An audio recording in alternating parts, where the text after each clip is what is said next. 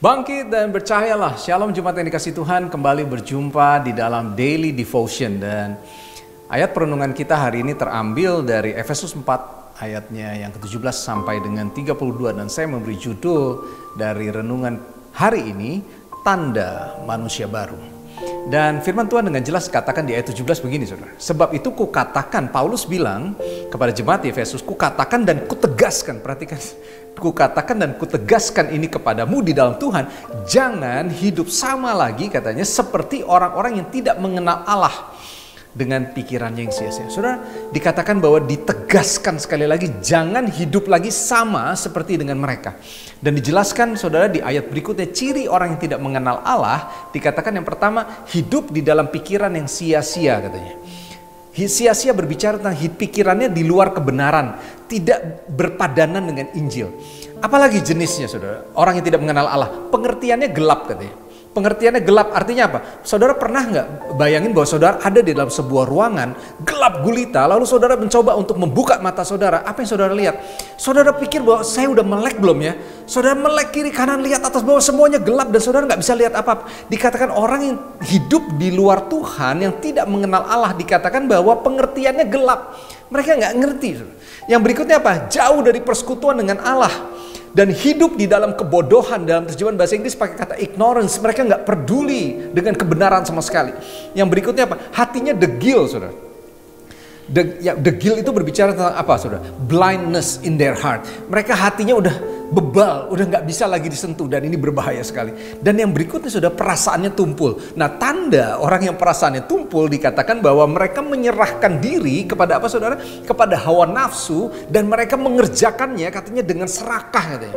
Coba bayangin tuh, mereka menyerahkan diri. Mereka nggak sadar bahwa mereka menyerahkan diri hidupnya di dalam untuk mengerjakan kecemaran, saudara. Ayat 20 dan 20 sampai dengan 24 kita akan fokus. Tapi saudara, dikatakan ayat 20, tetapi kamu, saudara dan saya bukan demikian, katanya. Saya ulangi, kamu bukan demikian. Kamu telah belajar mengenai Kristus. Yang pertama, kita harus belajar terlebih dahulu mengenai Kristus. Ayat 21, orang yang belajar, 21 bilang begini, mereka mendengar tentang dia dan tidak berhenti sampai dengan mendengar, tapi menerima pengajaran menurut pernyataan yang nyata, kebenaran yang nyata di dalam Tuhan Yesus. Seperti yang saudara dengarkan hari ini, saudara sedang membuka diri, saudara sedang mendengarkan, tapi saudara harus dilanjutkan dengan sebuah tindakan yang berikutnya, yaitu saudara menerima pengajaran ini, katanya. Karena kalau saudara mendengar tapi saudara tidak menerima, maka saya katakan bahwa kita tidak bisa belajar mengenal daripada Kristus. Perhatikan ayat 22 baru bisa terjadi kalau saudara mendengarnya, kalau saudara membuka diri dan menerimanya sesuai dengan kebenaran yang nyata, baru kita bisa menanggalkan, katanya, manusia yang lama. Kalau kita menanggalkan manusia lama kita, kenapa? Karena kita sudah belajar, kita sudah menerima. Artinya dengan sadar kita tahu bahwa apa yang kita lakukan selama ini salah, dan kita harus masuk di dalam kebenaran yang baru. Oleh sebab itu kita bisa menanggalkan manusia lama kita. Baru ayat 23 bisa terjadi, supaya kamu dibaharui di dalam roh dan pikiranmu. Kalau kita, saudara mungkin berpikir, kenapa kok pikiran dan roh kita nggak pernah maju? Pertanyaannya, apakah kita sudah menanggalkan manusia lama kita? Kenapa kita tidak bisa menanggalkan manusia? Karena mungkin kita mendengar semua firman, kita belajar, tapi kita tidak pernah menerima firman itu, sehingga kita tidak pernah berubah, saudara. Refleksi buat kita sebagai penutup ada di ayat 25 sampai dengan 32. Tindakan, harus ada tindakan yang nyata. Ingat tadi judulnya adalah Tanda Manusia Baru. Di ayat ke-25 sampai dengan 32 berkata bahwa kalau dahulu saudara berkata dusta, sekarang saudara harus berkata benar. Ada manusia lama, ada manusia baru, karena sudah ditanggalkan, karena sudah mengerti. Sekarang ada tindakan nyata. Yang tadinya suka berdusta, sekarang kata-katanya benar.